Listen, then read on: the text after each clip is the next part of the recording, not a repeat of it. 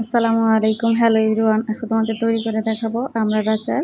আমি এখানে আমড়াগুলোকে পরিষ্কার করে ছোলা ছাড়িয়ে নিয়েছি। এরপর আমি দিয়ে দেবো কড়াইয়ের মধ্যে তেল। আমি এখানে 1.5 কাপের মতন তেল নিয়েছি, সরিষার তেল নিয়েছি। এরপরে তেলটা গরম হয়ে যাওয়ার পর দিয়ে দিব 1.5 চামচের মতন পাঁচফোড়ন। পাঁচফোড়নটাকে কিছুক্ষণ ভেজে নিব। পাঁচফোড়নটা কিছুটা ভাজা হয়ে গেলে এরপর দিয়ে দেবো এর মধ্যে আমড়াগুলোকে। এ পর্যায়ে চুলার আঁচটা একটু বাড়িয়ে রাখবো। কিছুক্ষণ এটাকে উল্টে পাল্টে তেলের মধ্যে ভেজে নিব 5 মিনিটের মতো। এটা যখন 5 মিনিট তেলের মধ্যে ভাজা হয়ে যাবে সে পর্যায়ের মধ্যে দিয়ে দিব 1/2 চামচ লবণ, দিয়ে দিব 1/2 চামচের থেকেও কম বিট লবণ। এরপরে এর মধ্যে দিয়ে দিব 1/2 চামচের মতো মরিচের গুঁড়ো, 1/2 চামচের মতো হলুদের গুঁড়ো দিয়ে এরপরে এগুলোকে মিডিয়াম আছে নাড়িয়ে চাড়িয়ে আরও কিছুক্ষণ ভেজে নিব তেলের মধ্যে। এটাকে তেলের মধ্যে কিছুক্ষণ ভাজা হয়ে গেলে এরপরে এর মধ্যে দিয়ে দেব আমি প্রায় 1.5 কাপের মতন চিনি।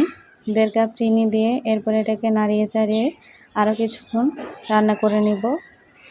চিনিটার মাধ্যমে যে পানিটা বের হয়ে আসবে তা দিয়ে আমার এই আমড়াগুলো সেদ্ধ হয়ে যাবে। আমড়াটাকে আরও কিছুক্ষণ উল্টে পাল্টে নিব। আর এই পর্যায়ে চুলার আঁচটাকে একদম লো হিটে করে রাখতে হবে, নয়তো তলায় লেগে যাবে। দিয়ে দিব 1/2 চামচের মতন শুকনো মরিচের গুঁড়ো। আমি এখানে শুকনো মরিচকে তেলে এরপরে গুঁড়ি করে নিয়েছিলাম। দিয়ে দিয়েছি 1 চামচ পাঁচফোড়নের গুঁড়া। দিয়ে এরপরে আরও কিছুক্ষণ নাড়িয়ে চাড়িয়ে উল্টে পাল্টে এটাকে সেদ্ধ করে নিব। চিনিটার পানি দিয়েই আমড়াটা সেদ্ধ হয়ে যাবে।